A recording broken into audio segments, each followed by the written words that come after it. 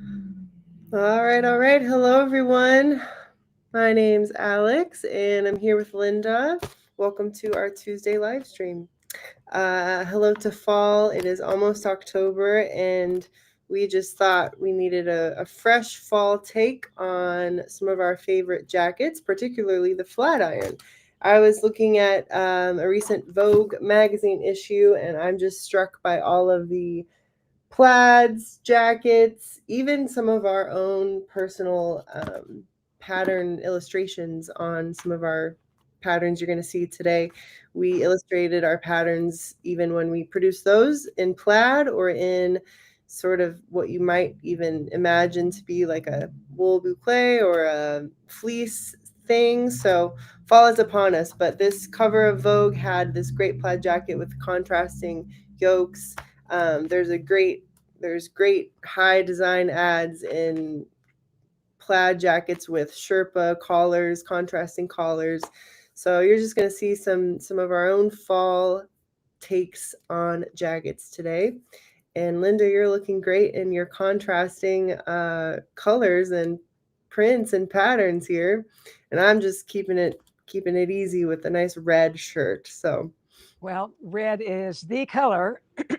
I got a I get a daily something from Eileen Fisher, and they have a lot of black, of course, and dark colors, basics. But I think every season they introduce one color, and today they introduced red.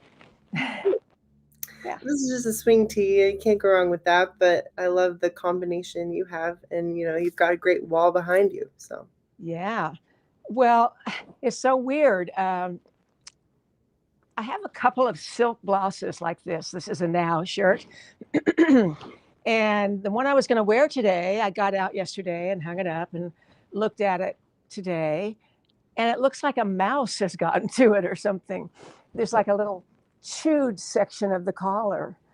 I actually think that it is the silk that is just old enough that maybe, I don't know, that it's disintegrated. But so well, anyway, I just bought a shirt the other day that had holes in the shoulder intentionally.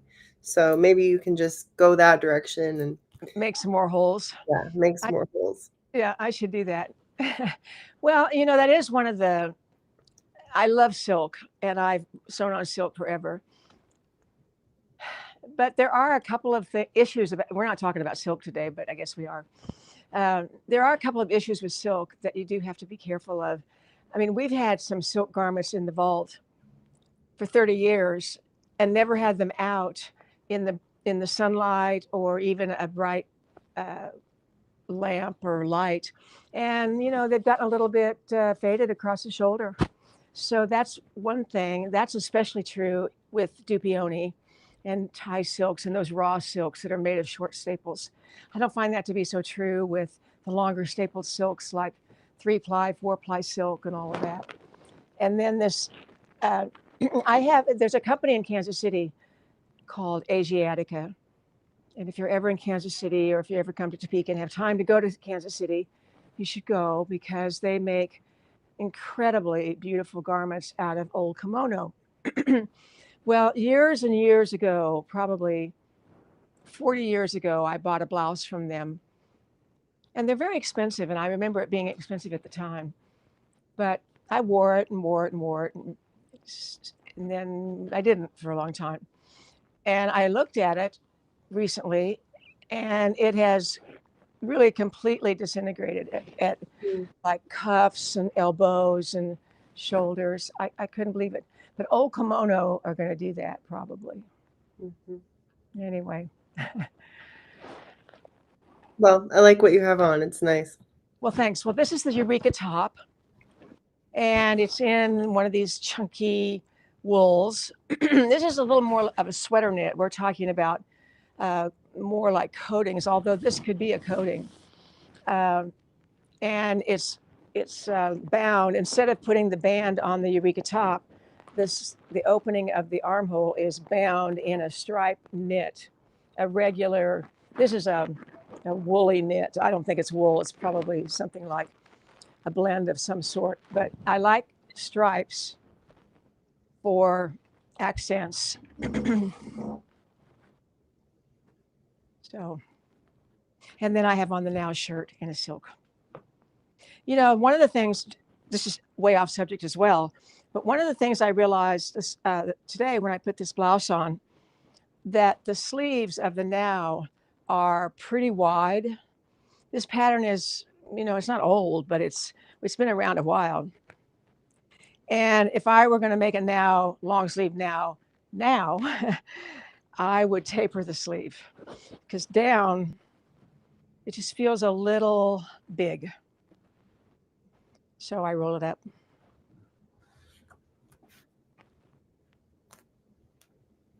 All right, well, let me show you some more Eurekas. Are we ready for that, Alex? Anything else you want to say? No, I'm take over. Go for it. Okay, well, we're really talking about the Flatiron today and coding, but we have quite a few other garments that look good in these very interesting, unique wools or wool blends. And so I want to show them to you. Let's start with the Eureka since I have it on.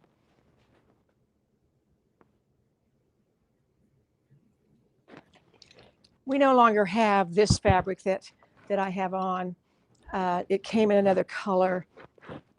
I remember we didn't have much of it when we had it. But here again, we've used the stripe knit jersey for the binding at the neck, sleeves, and bottom. I have another one of these at home. I get a little confused about what's at home and what's here and all of that. But it is a sweater knit, fairly bulky, and it's a tweedy thing with lots of colors in it. And I have worn that a lot, actually. First of all, vests are in again. They kind of come and go. But there's something about just enough warmth for a top. You know, it's not a coat. I don't have to make a coat, a major project. This is a real simple garment to make. In fact, Alex, you have a class on making the Eureka, right? I do. There is a class called How to Sew a Trendy Top in a Day. And the Eureka pattern is one of our patterns that you very well could make in one day. So in the class, I teach you how to make the Eureka in a simple cotton, but what you're seeing Linda wear is a version of that same top, just made in a different fabric and a different fabrication. I have to tell my classic Eureka story. The Eureka you have on, I like to say I think I made 5 or 6 versions of this type of Eureka when I worked at a Bernina dealership years ago. I, for whatever reason, would just sit and learn the machines by making Eurekas, and would do the binding on the arm and the hem and the neck. And so it became a really wonderful kind of winter staple because, like you say, it's just something easy to wear with a long sleeve underneath. So you don't have to make a summery Eureka. Continue that pattern on into the fall. That's right. Okay, so here's another one that is more of a stripe. There it is. There's one of them. Yeah, you made this one. Mm-hmm. And you put binding on the sleeves and the neck, but not the bottom. And the bottom is just, it depends on the weight of the fabric, the thickness of the fabric, whether you want to serge an edge or do something else with it. And I'm going to talk about edges in a minute. But Alice used a 3-thread serge. Actually, I think it might be 4-thread, which is probably a good idea on a fabric like this, where, you know, a 3-thread might not hang on to the edge very well because it's so thick.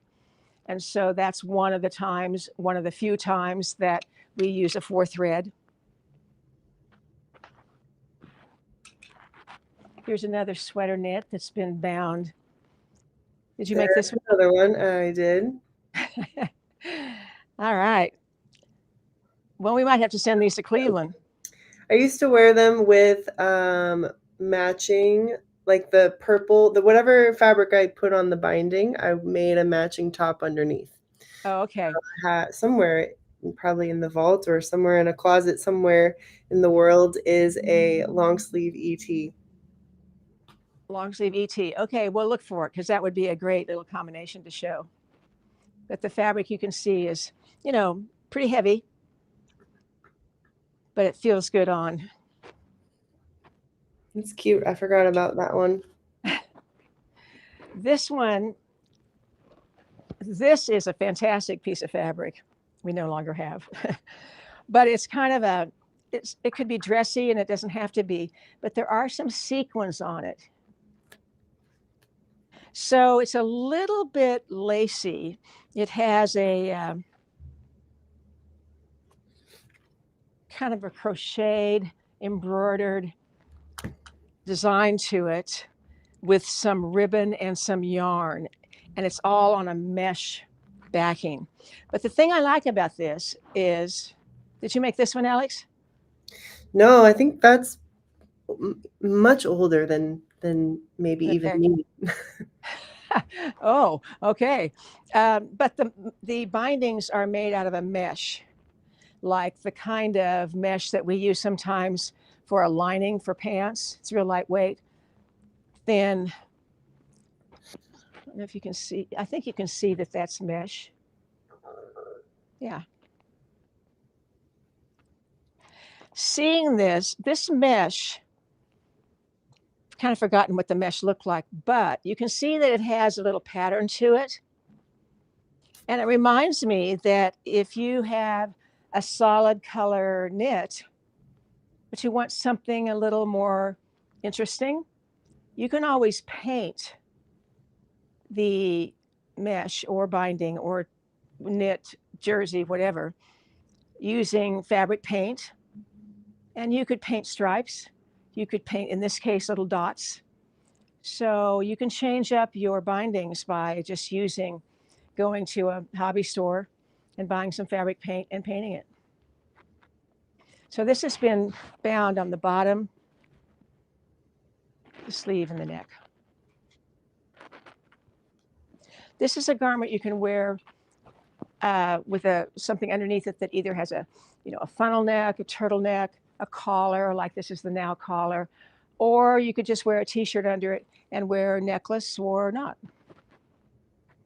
Now this is a plainer texture, and so here's an example of using a printed knit for the binding.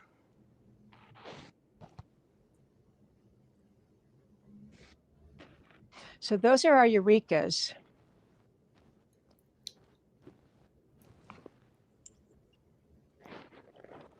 This Haiku Two, the original Haiku Jacket, is one of the original patterns from 1990, 89, one of those.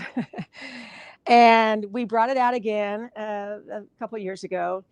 And you can see that it has the original, these are originals, has a lapel that comes to the outside. But in the newest version, the lapel goes to the inside. You can make it either way. But the thing to point out is a lot of these kinds of fabrics have great selvages. So this is the selvage, and it's been brought to the outside of the garment. And it just looks fantastic. This is a Chanel fabric from a long time ago. We don't see as many of those as we used to. Then this one has a great fringe. Where'd it go? Here we go. Another great selvage. So if I were making a Haiku Two, it's called now, today, and I had a fabric that has a great selvage, I would bring the lapels to the outside. This is a short version. There's also a long version, but it's a really fun pattern. You probably can see it a little bit better on this one. Very interesting shapes. There's a seam across here. So the back yoke and the front are all one pattern piece. And this yoke also extends into the sleeve.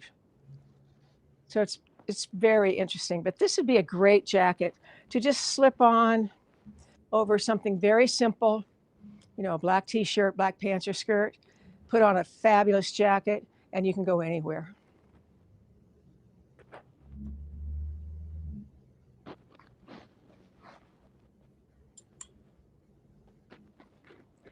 This is a Chateau coat. And this is a very stretchy knit, for lack of a better word, boucle. But what I wanted to point out is, in this case, the selvage goes down the back. There's no seam in the pattern. I don't believe. There might be. I'd have to look. Anyway, seam or no seam, you can make a seam and put the selvage down the back, finish the front with the selvage, and maybe put a piece of ultra suede or a different kind of fabric to stabilize the front edge. And then use the same suede-like fabric for the binding and the yoke. The binding on the sleeve. Here's the pocket with the selvage and the stabilizing fabric. I'm calling that ultra suede, but it's not. It's a jersey knit. It just looks really suede-like. Or else I haven't cleaned my glasses for a while. So, Chateau coat.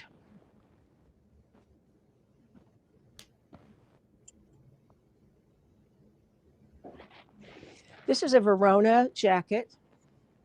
This was made by Karen Turnow out in Oregon. And the thing I love about this is, well, a couple of things really. The zipper teeth is the piping. Isn't that cool? So that's been used around the collar. I believe that's it. Yeah. Well, she made this gorgeous little corsage too out of the other side of the zipper. Isn't that fun? But look at the edge.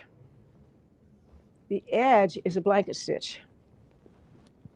So the facing is on there, and the Verona has this fabulous curved facing.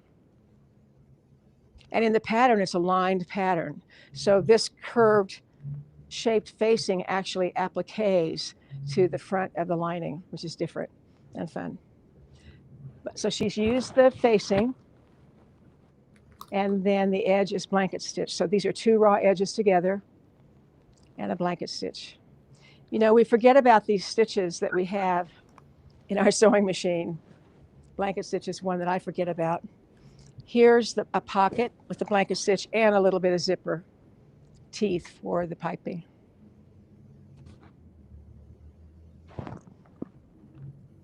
There's the side seams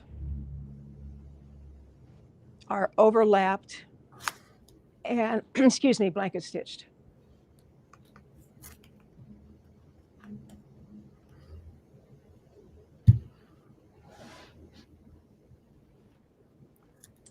Now let's look at some flat irons. There's a short version and a long version. This was a two-sided fabric. And what I like about the technique here is that you could use either side. You could either bring the blue to the pink side or the pink to the blue side and create what looks like binding, but it's really just a hem.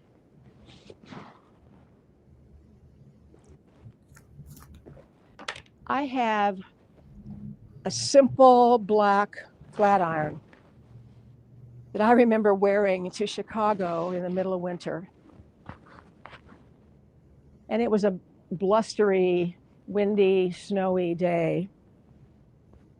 And I just got along fine. This was warm enough, just enough coat. I could put it around my neck. And I had a scarf, so I could tie it around my neck. Big pockets, so I'm not going to lose my gloves. Of course, they were on my hands that day. And then the other one that well, we have many, but This is one that I wore last year to Santa Fe, or maybe the year before, I can't remember. And because of the way the fabric is, all the edges are raw. And I didn't have to bind them, hem them, finish them in any way. The coat has snaps. It can have buttons.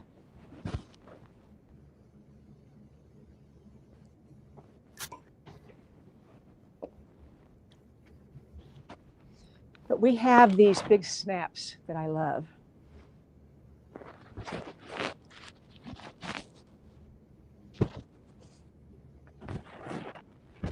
Where am I here? There we go.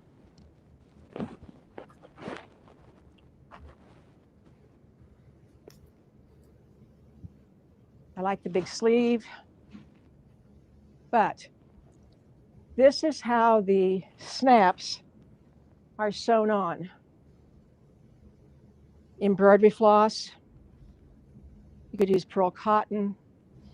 There's the snap, but you sew it on in such a way that it looks like a star or a snowflake on the outside.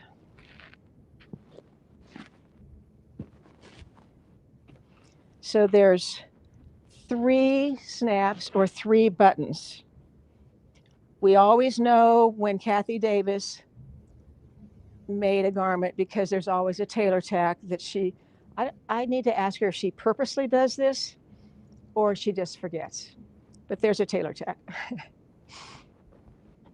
So obviously Kathy made this one.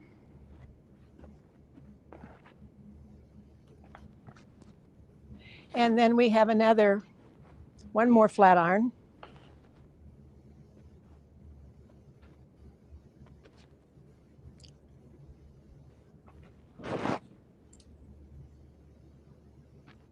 Here's another fabric that's two-sided, kind of a heather gray, light gray on the inside, and the print on the outside. So that makes a nice look, like a scarf around your neck. This has been hemmed to the wrong side and just top stitched, and then trimmed next to the top stitching. There's that snowflake again.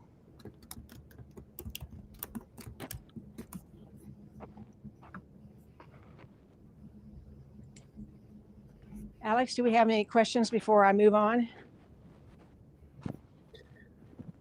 Well, there is a question about some of the Eurekas. Have any of them been lengthened? I don't believe so. I can't. Well, I know the one I have on is not.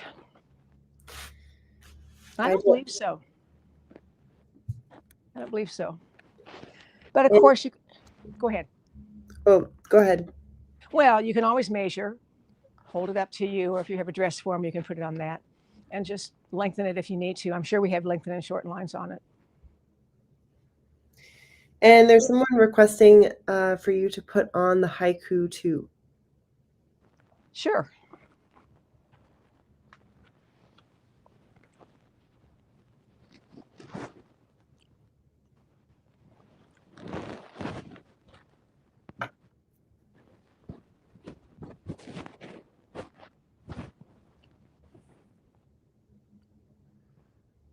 It's supposed to cross in the front like this.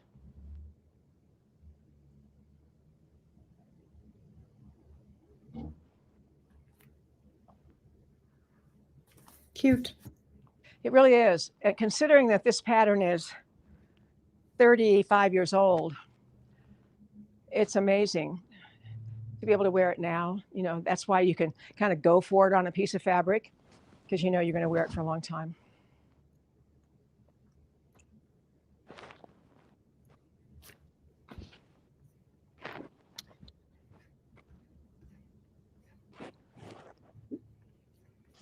And does the Flatiron have a shawl collar construction? No, not really. The collar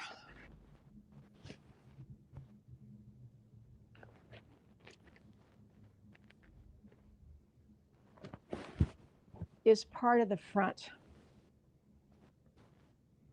So this is the front, and it just extends.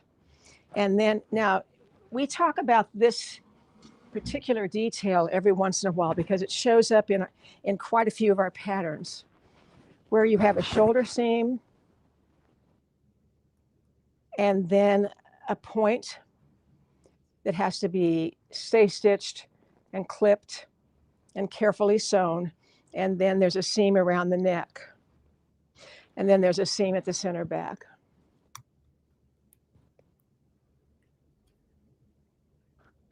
This technique, I had an email from someone a couple of weeks ago about very confused about, I believe it was on, I don't know if it was the San Diego jacket or maybe it was the Flatiron, it doesn't matter. We have this particular seaming technique on a half a dozen of our patterns. And she was very confused.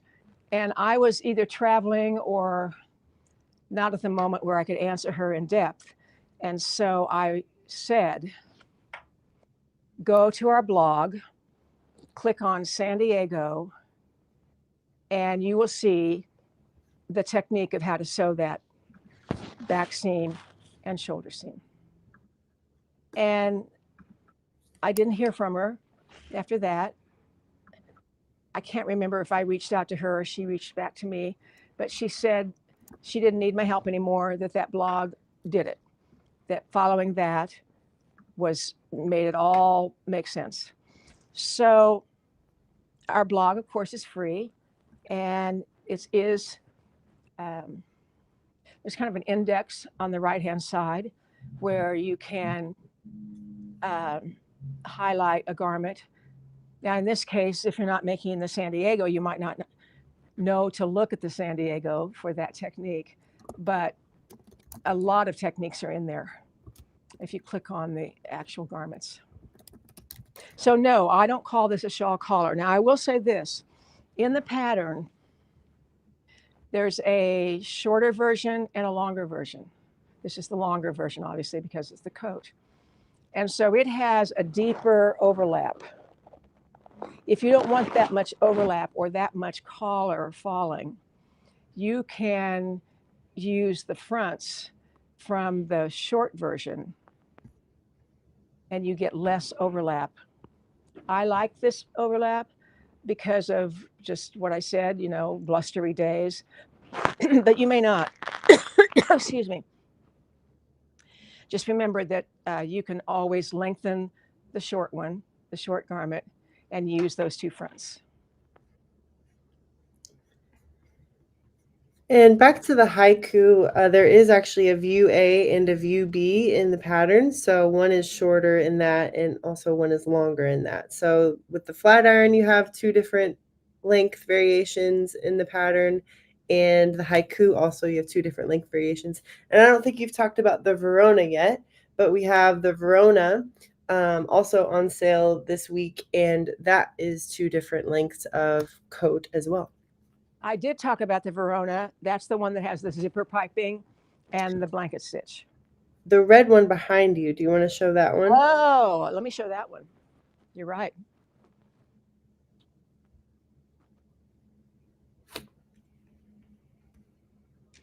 This is actually constructed like the pattern in that it's lined. It's kind of a little bit of a hybrid. This is Sherpa, and we have a white Sherpa up there. I happen to really like Sherpa. So this is constructed for the most part in a standard way with standard seam allowances and so forth, but the edges have been stitched together and not turned. And here you can see the lining, how pretty that is.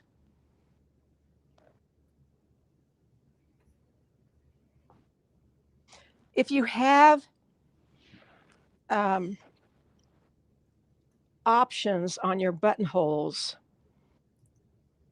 This might be the time to use the buttonhole that has the circle at the end. That's a pretty traditional coat buttonhole. And because this is so thick, you might want to go back in and by hand do a little blanket stitch.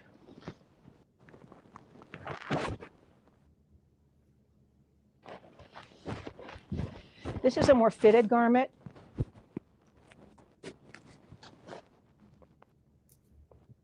Okay, I know there's a buttonhole. Yeah. We've made various Veronas with contrasting facings to the pockets. It does have a little band across the top. And of course, the collar can be contrasted or not. So this is a different look.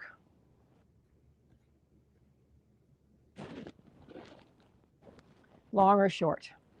But the whole thing's made out of Sherpa, and then it's lined in Bemberg lining, which is the sort of standard lining with our famous little corner detail that we demonstrate in bagging the lining, the tutorial. It just feels so good. You know, it's funny, it's basically the last day of September, but it is so warm and has been that we still have flowers. Nothing, the leaves have not turned. It's just amazing. So I've been wearing things like this the last few weeks. It's warm but not hot, and yet I feel like it's fall. And you know, to me, this is a good time to think about a jacket or a coat, a little on the early side. I usually think about, oh, I need a coat, but I think about it like February 18th. And, you know, it's too late, but got it for next year. Can you talk a little bit about narrowing the flat iron sleeves? Sure. I just happen to have my handy dandy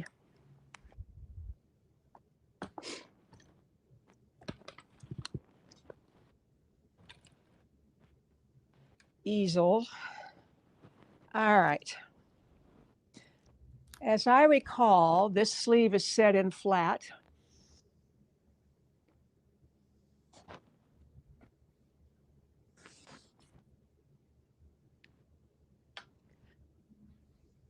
So what you want to do is you want to figure out how wide you want it.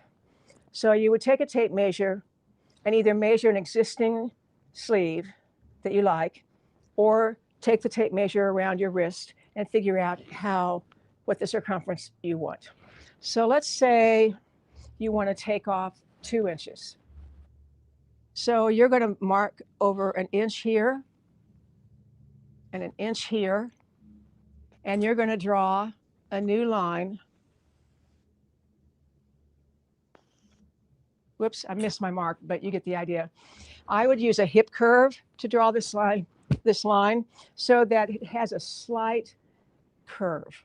I think you won't see the curve when it's sewn up, but it's just a little more sophisticated, looks a little bit better if it has a slight curve to it. So that's all there is to it. And then of course you need your hem. And so you would fold your hem up and trace the shape of that profile of that seam, and you have your hem.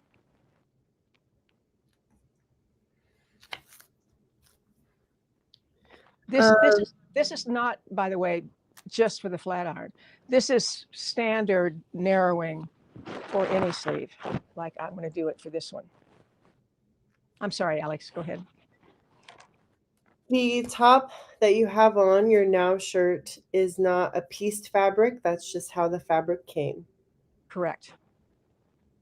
It's a silk charmeuse. Feels like $1 million. All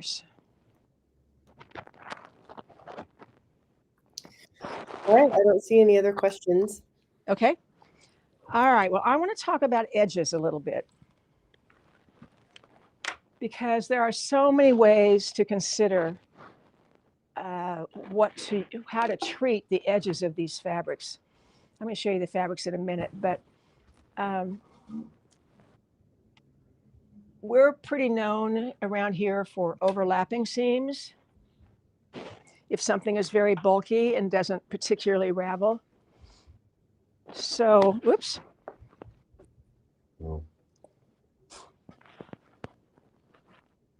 So the first thing you do is you figure out which one is overlapping and which one is underlapping.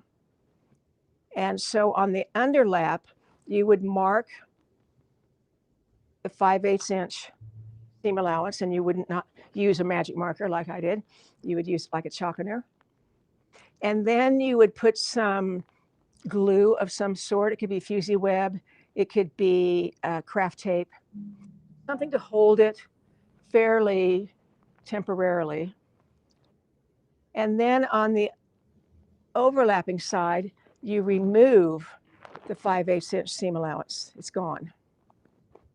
And so all you have to do is line up the cut edge of the overlap to the line of the underlap. And because you've got the glue in there, you can glue it together. If you don't glue it together, you're going to pin it, and pinning can distort things and create a seam that's not straight. So I do suggest that you glue it down. So this is what this looks like.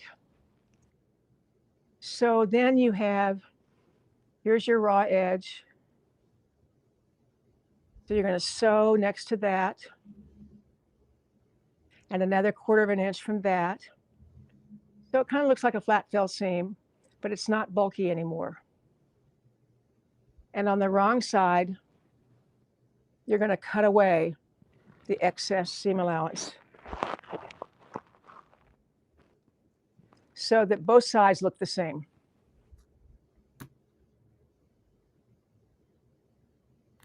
So that's an overlapping seam. Now that only works, in my opinion, on something that doesn't ravel, or at least maybe you like the ravel even though it ravels.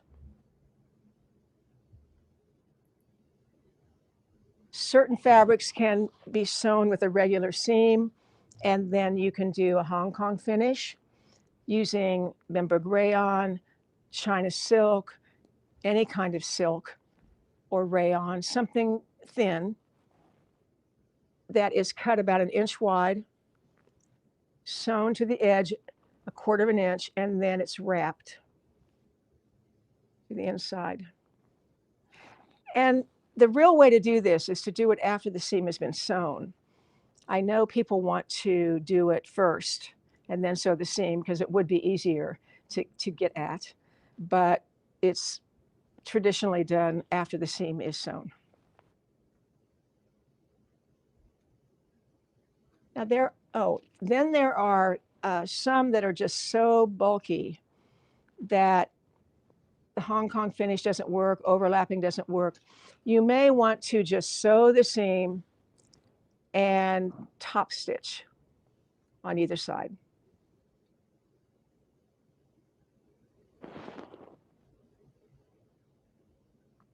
Then there's the idea of binding. We have a tutorial on bindings, several bindings, but essentially you figure out how wide, how much you want to show, and you calculate it with, let's say this is, I'm going to call it a 1/2 inch, even though it's wider because it's easier math. So you've got a 1/2 inch and a 1/2 inch and a 1/2 inch and extra. So that's going to be about 2 inches wide. You're going to cut it. You're going to sew it right sides together, 1/2 inch, wrap it to the wrong side, stitch it in the ditch, in the well of the seam from the right side, and then remove the excess.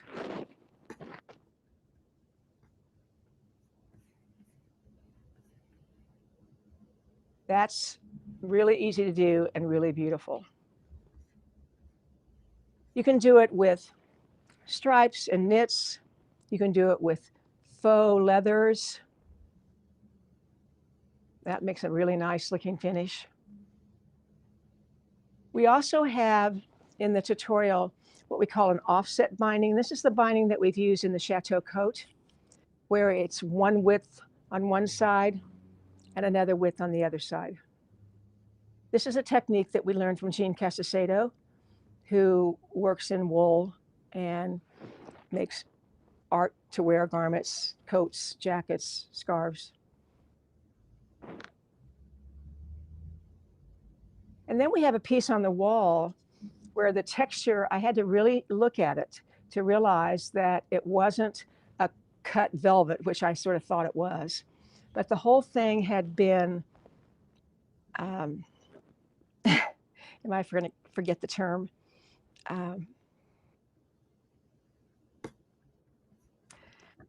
Yeah, forgotten the term, but needle felted. Okay, there we go. The whole piece. I'm sure it was done by some major machine, you know, and all that, but it's another way to embellish your fabric. This has a good selvage, by the way. Yeah. Okay, any questions about bindings or finishings and anything like that? I don't see any. Okay, then I'm going to show the fabric. Okay, so we have several types up here on the wall that I would treat differently. The two at the bottom, the purple and the blue, are the two-sided ones. This one has a camel side. It's not particularly thick, but it definitely is two fabrics that have been bonded together. And the blue one has gray.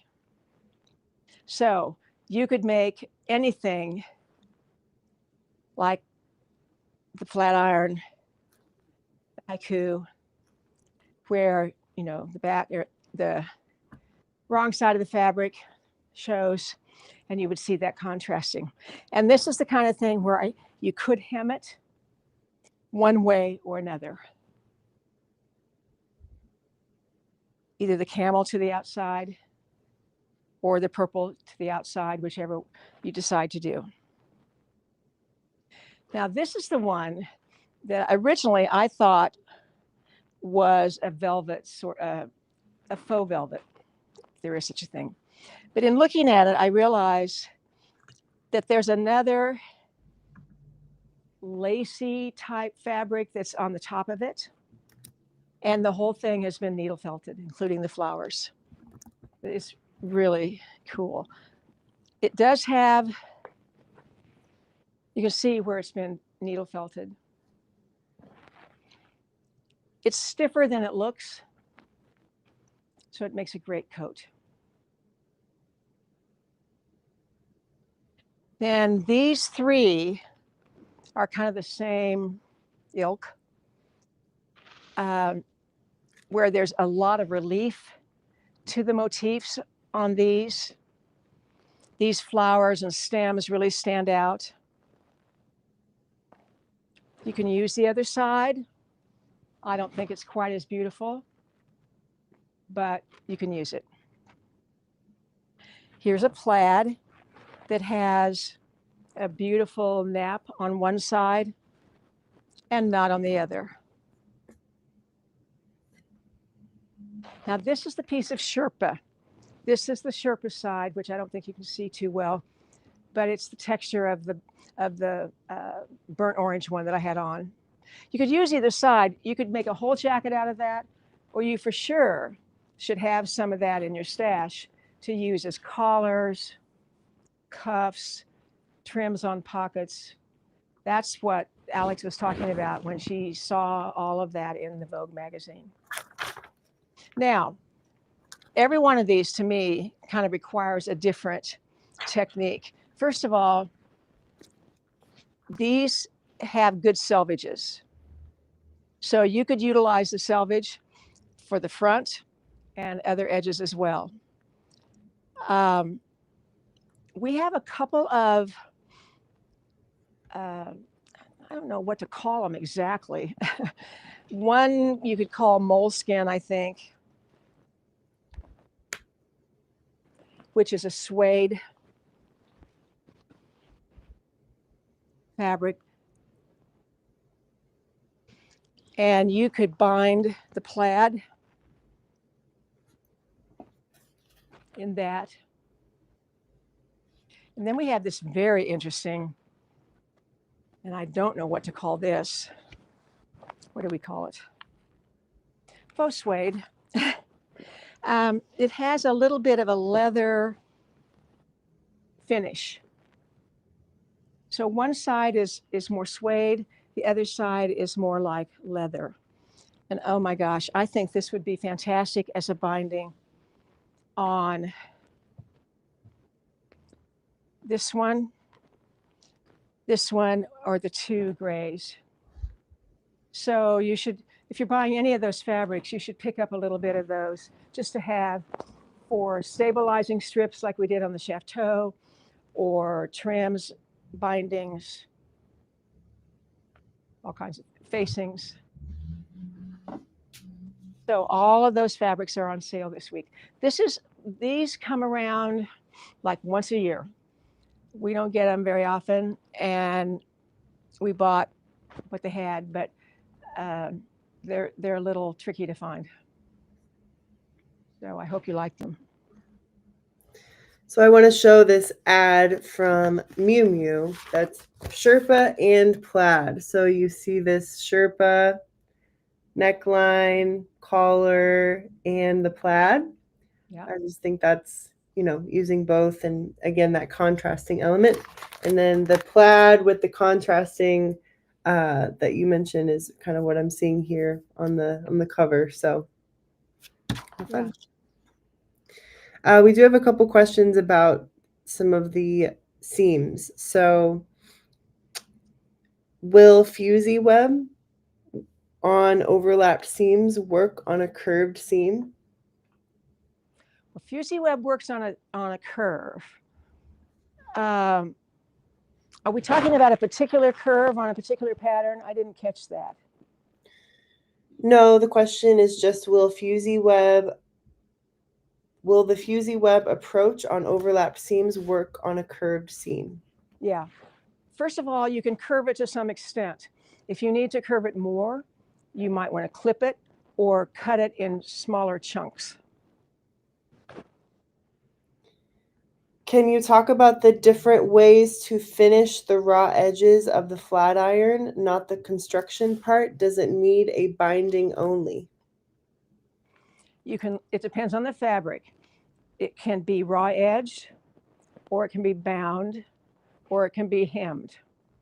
I think you have to know the fabric, and I would make some samples.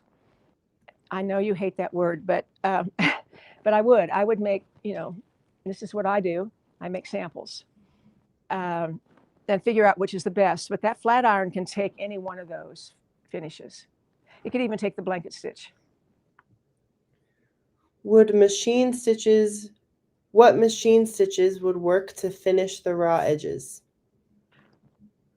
Well, for sure, the blanket stitch. I'd have to almost look at my machine. Anything that wraps, that has, a thread along the edge that comes in some way, but there's probably some stitches that have like not just blanket stitch, which comes in straight, but some that come in at a zigzag. I'd have to look, but something like that.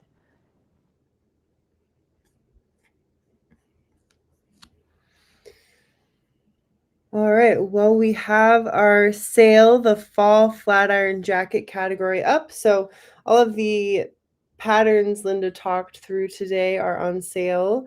And so you can shop the Chateau. The Chateau is both PDF and print. The Eureka is download only. We also have the How to Sew a Trendy Top class and a different online workshop for the Eureka available. The Flatiron is print and download, and also the Haiku Two, that is download.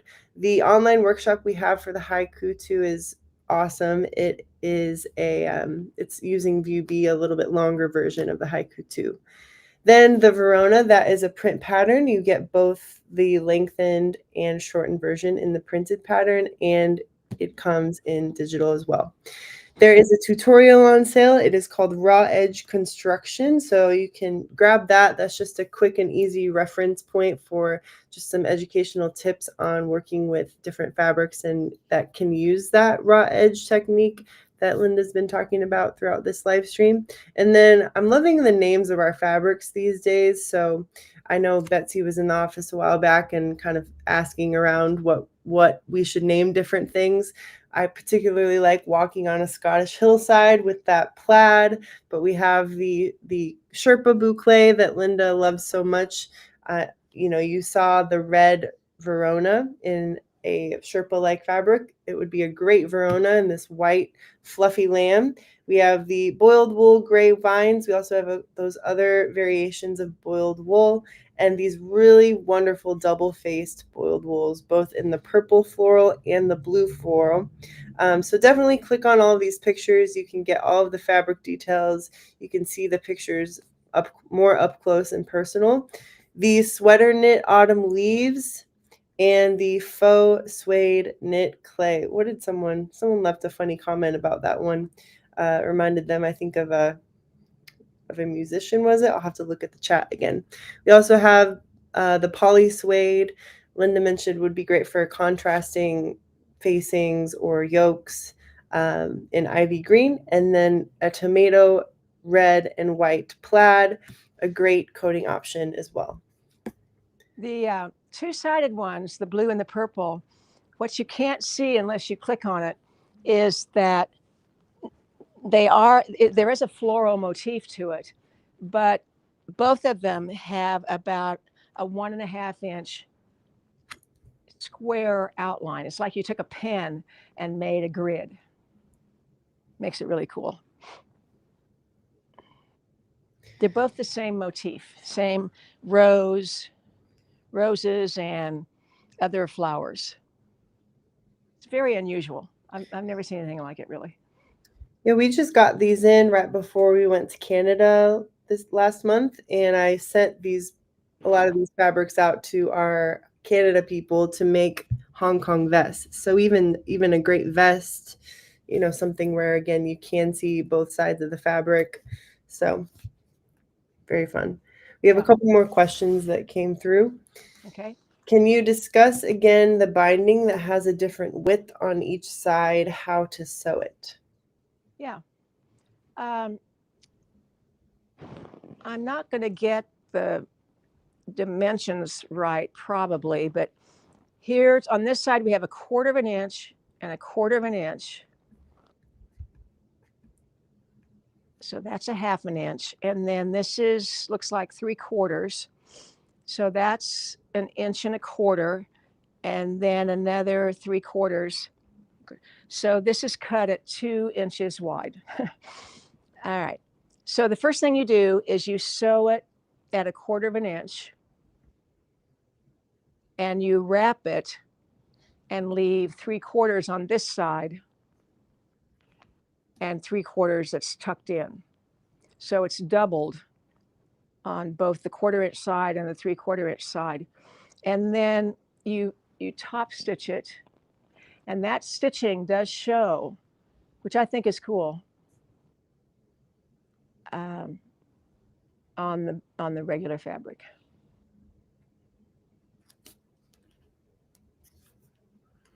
And will the flat iron work in heavy fleece?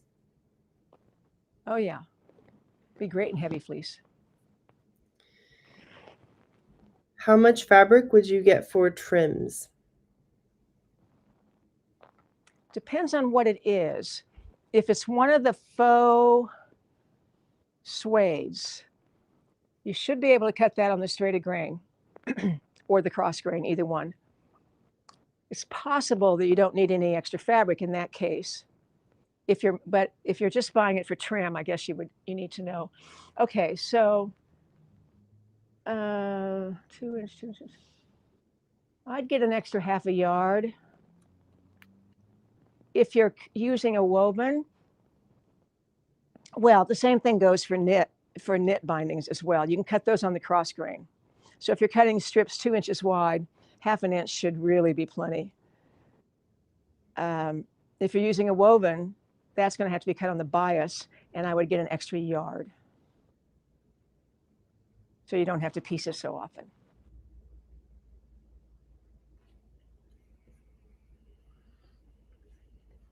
All right, I don't see any more questions. Okay. Well, thank you, everyone. Happy fall sewing. We'll see you in October next week.